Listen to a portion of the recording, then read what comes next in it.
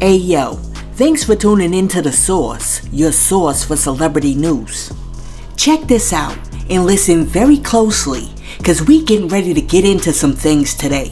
Professor Griff, formerly of Public Enemy, wants all of you out there to know that the powers that be are trying to control your mind and the minds of your kids through subliminal messaging.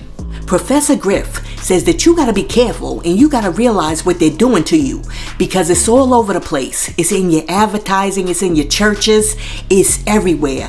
And they're trying to change your thought patterns so that you start doing things that you wouldn't usually do, and you start thinking things that you wouldn't usually think.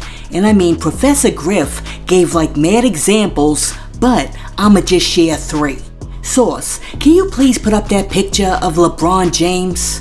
Alright, this Vogue cover looks very innocent until you recognize where they got it from. Because if you go back in history and you look at like World War II propaganda, this particular photo is actually a recreation of the poster where the gorilla is stealing the white chick. And it was originally created to let white society know that the Japanese people were going to come over here and pillage their communities and assault their white women. So what particular message do you think that Vogue was trying to send when they just replaced the gorilla with LeBron? Now, example 2. Take a very close look at the ice in this Coca-Cola ad. I mean, you walk into the store and you just want like a cola, but for some reason you start having perverted thoughts. I wonder why. See, slick stuff like this is why you're at a party with a dude and you're like, yo, you want a Pepsi? And they're like, no, I only drink Coke. And example number 3. Can you please take a look at this church's stained glass window? Oh my goodness, what in the world is that? Like, who would do that, and why is that still up there? I mean, there are no words. There are absolutely no words. Now here you go to the church searching for a breakthrough, but you can't get it because you don't know that this mess is hovering over you. Now, let me say this. I'm not one to judge, but I gotta tell you, whoever made this stained glass window, and you know who you are, there's a special place just for you. Listen, based on these receipts, Professor Griff is 100% correct, and we gotta start paying much more attention to all of the mess that's going on around us. And I know there's some dude out there who missed everything that I just said because he had the sudden urge to get up and go get himself a Coca-Cola. Now, check this out. The other day, actor Christian Keys alleged that 2 unknown industry bigwigs propositioned him and harassed him. According to Christian, one time, one of the dudes came to his house and was like, yo, I'll give you $100,000 if you strip for me right now. But according to Christian, he turned down the offer because he don't get down like that. Check this out. I've been speaking to my brother about making a declaration of my experience. What I experienced with certain powers that be that were moving inappropriately. And I really, it's in my bone marrow to discuss that, because thankfully God built me the way that he built me, but I'm not sure, based on this person's claims and brags, that he's literally got, at the same time this person was sexually harassing me for years.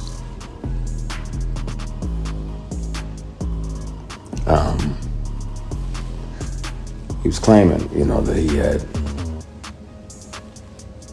multiple young black men on the payroll, and they just had to show up when he requested them to be there. And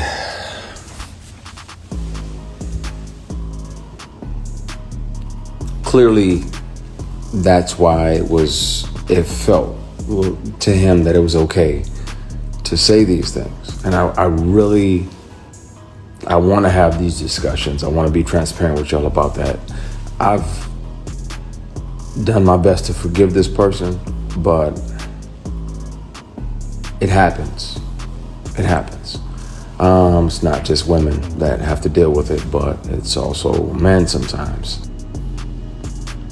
Some of them are people who y'all like, oh yeah, such and such is amazing, and he does this and he does that. Yeah, but he also does this and that.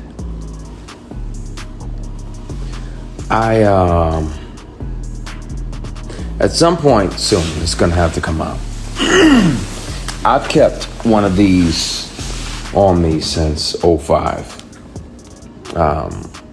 Whether it's a keychain recorder or a pen, because most predators would check your phone. And once the sexual harassment started, I was like, well, I gotta protect me, because I'm saying no, and I don't want this person, as powerful as they are, to try to get in the way of my work. So I started recording. So I have them offering me money to take my clothes off. I have recordings when I wasn't working with them or for them. I have recordings of them confessing that, the other guys that they have on the payroll, all of the above. And the difference is, the wonderful thing about confidentiality agreements and non-disclosure agreements is that they can't prevent you from turning all of those things over to the police, because sexual harassment is a crime. Attempted sexual assault is a felony.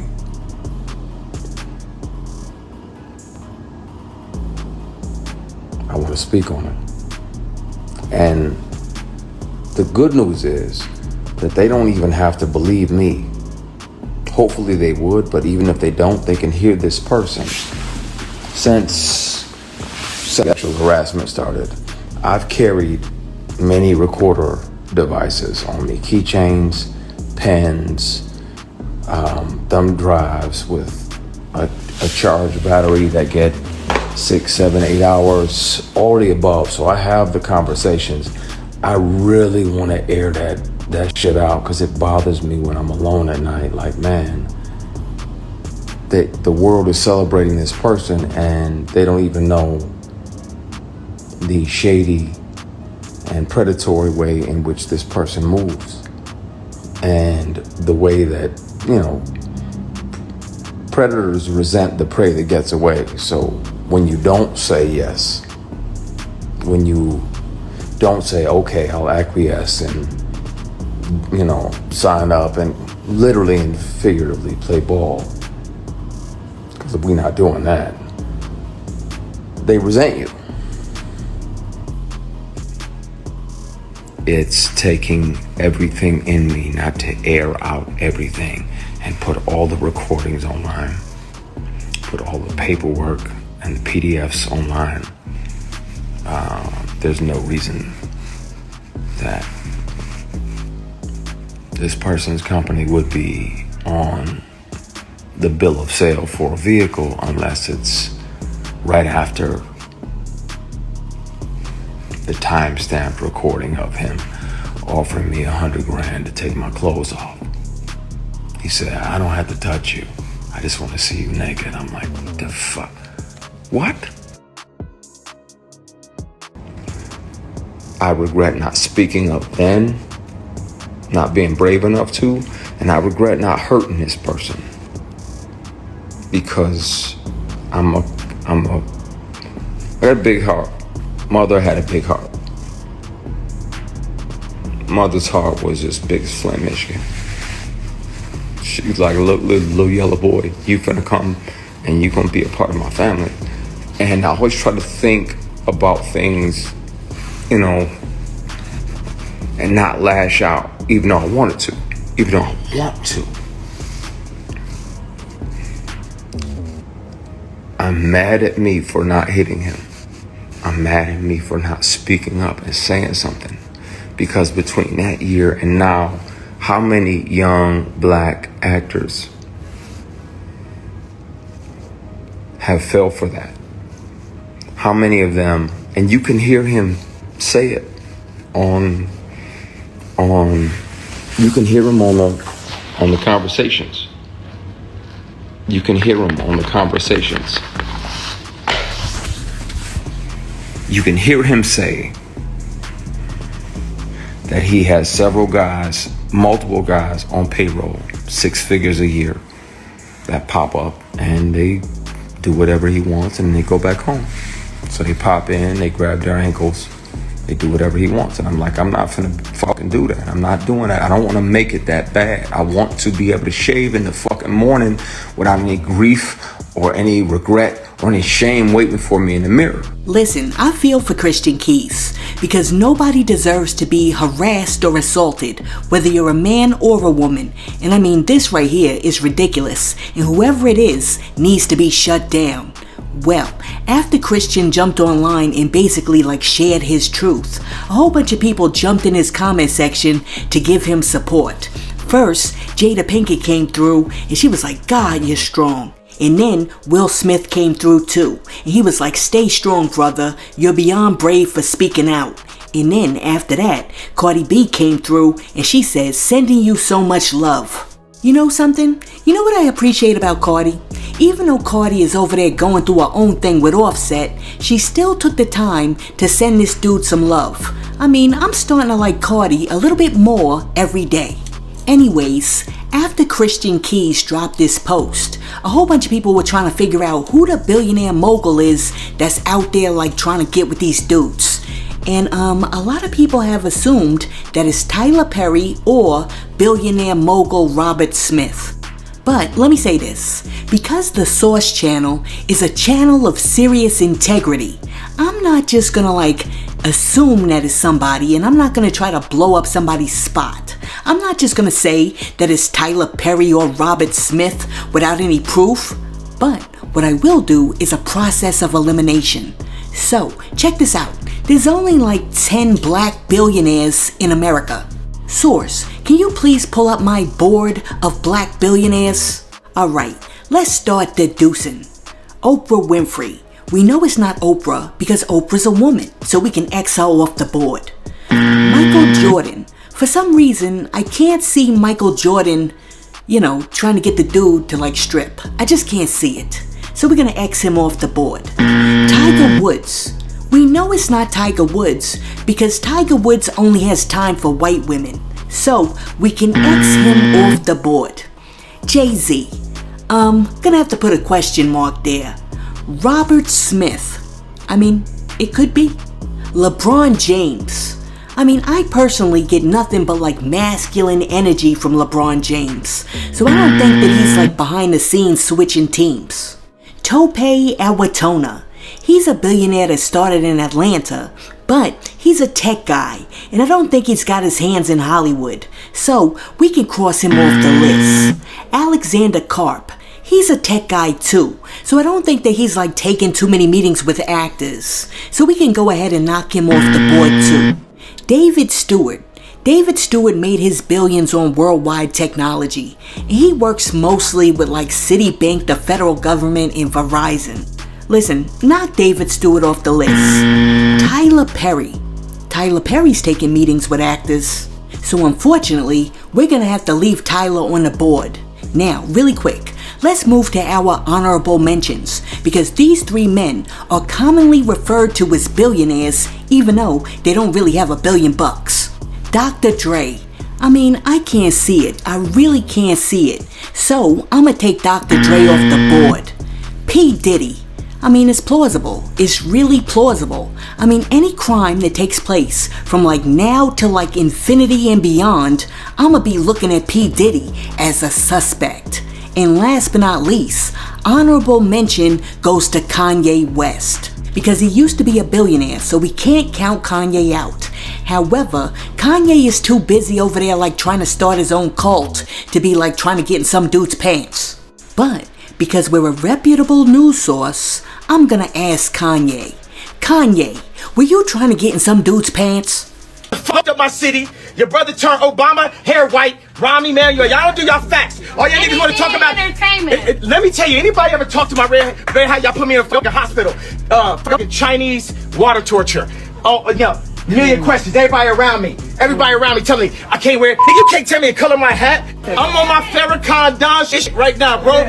America just the latest bitch that been ran through so many times. The Greeks hit her, Mansa Musa hit her. We had her. The Indians and shit. The motherfucking pilgrims.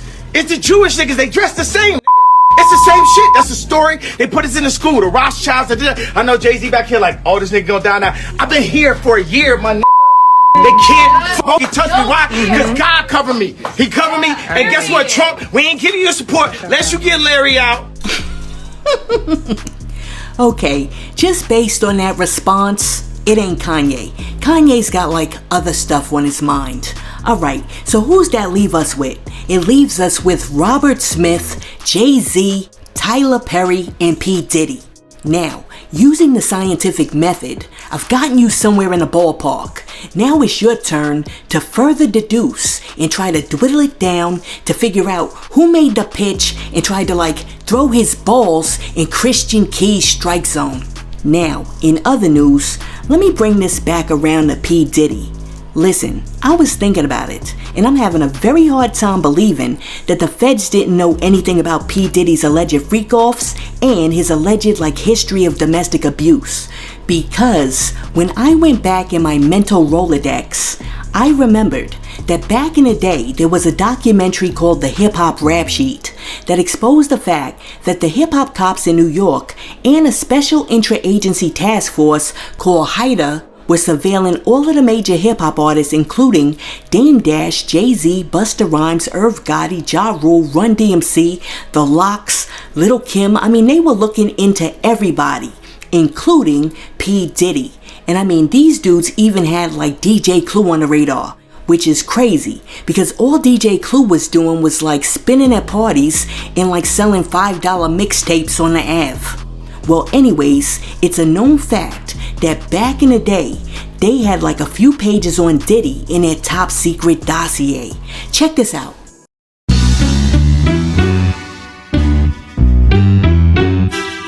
On March 9, 2004, an article in the Miami Herald reported that police from New York City were sharing law enforcement strategies for the hip-hop industry with the Miami Police Department.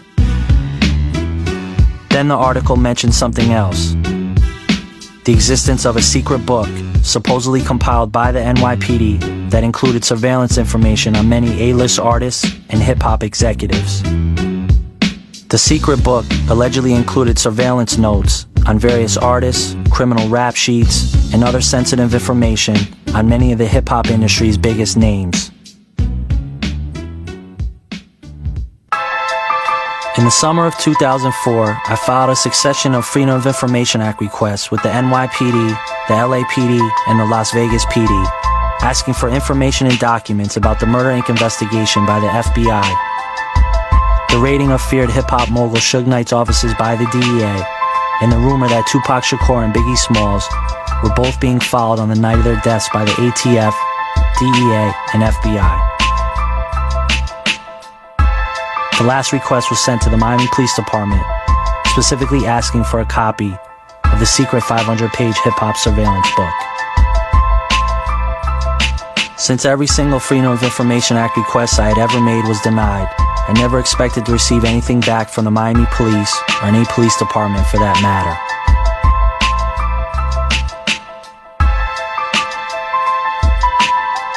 I received a call from a woman who claimed to work in the public records office of the Miami Police Department, asking me for a FedEx account number and for me to send her a shipping box. 2 days later, a package was delivered to my office in Manhattan. I was amazed that the Miami Police Department had actually sent it. The rumored 500-page hip-hop secret book, the dossier, was in my hands. The biggest names in hip-hop were in the book, not one or two, not even 10, but hundreds. Names like P. Diddy, Damon Dash, 50 Cent, Irv Gotti, Nas, Kenneth Supreme McGriff, Ja Rule, Lil' Kim, and Foxy Brown. Personal information, social security numbers, addresses, and license plates were front and center and on full display. I was overwhelmed by the amount of information in the dossier and what it might reveal about the underbelly of hip-hop. What did the book mean? Why did it exist? And who was responsible? Was it the NYPD or some other agency? I felt it was my obligation to go to some of the more notable people in the book and get their stories and reactions. Oh, y'all got my mugshot over here? Oh, yeah. Oh, shit. This shit is crazy. This shit is crazy. This shit is so crazy to me right now, dude. They looking at niggas like we're crime bosses, like we ordering hits, mafia hits and shit like that. For them to even make a book like this and have niggas in here like this, you understand what I'm saying? It's crazy to me, man. It's disrespectful, you know what I'm saying?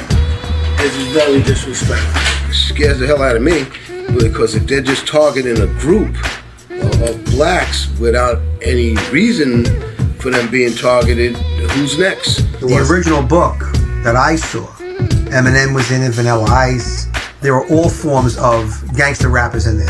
And there were white ones, there were Hispanic ones. Anybody that had the potential for violence or anybody that we felt could impact on the violence in our city was placed in there.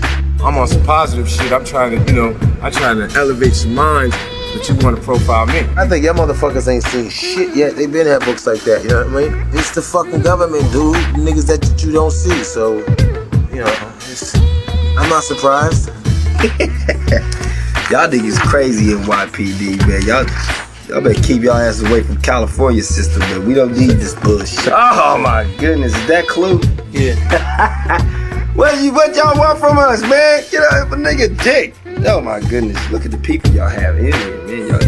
The book reminded me of books. My father was accused of being an organized crime figure, and it's funny because the book looked exactly like the book that they created for the Italian Mafia or La Cosa Nostra or whatever you want to call it. This some bullshit. The 500-page police surveillance book was rumored as having been used as a law enforcement information sharing tool that was passed around various police departments, including Pittsburgh, Miami, Denver, and Los Angeles. The book contains a number of different kinds of profile pages. The two most common are the hider profile page and the record label profile page. The hider profile pages usually contain a mugshot, personal information such as a social security number, addresses, along with FBI case numbers, NYSID numbers, and a listing of criminal charges filed. HIDA investigates drug trafficking. Few of those profiled in the book have drug offenses listed on their HIDA profile sheet. The record label profile pages are typically more extensive. They contain home addresses, lists of vehicles registered to the artist, frequented locations, and associates. The book groups artists together by their record labels or crews, which are listed prominently at the top of each page. In the cases of some, there is even more extensive surveillance information. You know the feds are always watching. Come on, federal agents, we know what's going on over here. Black boys in the hood making money, they watching. You find out their lifestyle, you find out where they go, when they sleep, when they're up, who they party with, who they rock and roll with, who they talk to. Stamped all over the inside of the book was an official seal indicating the intelligence documents were the work product of HIDA. Then I learned something else. HIDA was a federal task force with funding authorized directly by the White House. HIDA stands for High Intensity Drug Trafficking Area.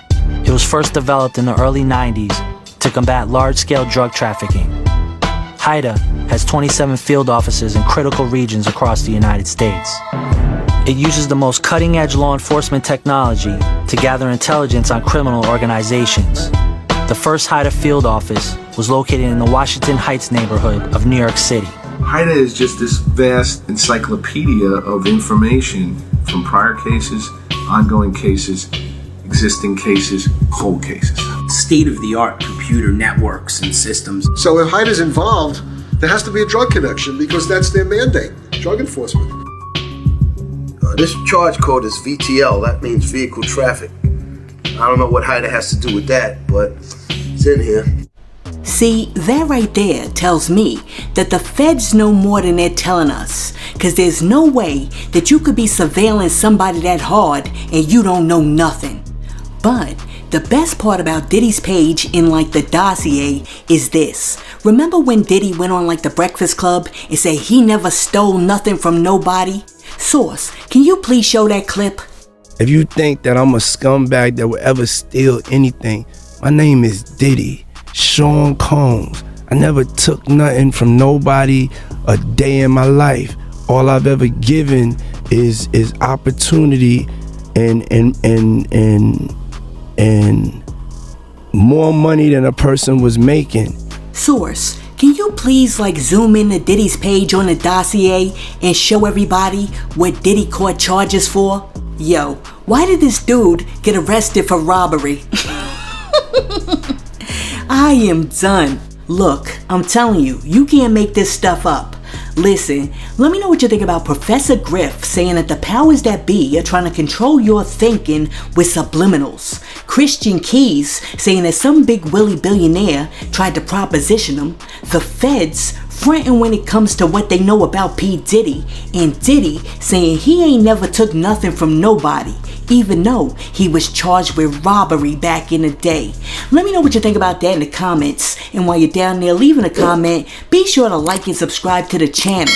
And share this video with your friends. Hey yo, thanks for tuning in to Celeb Source, your source for celebrity news. Be sure to like and subscribe to the channel. Peace.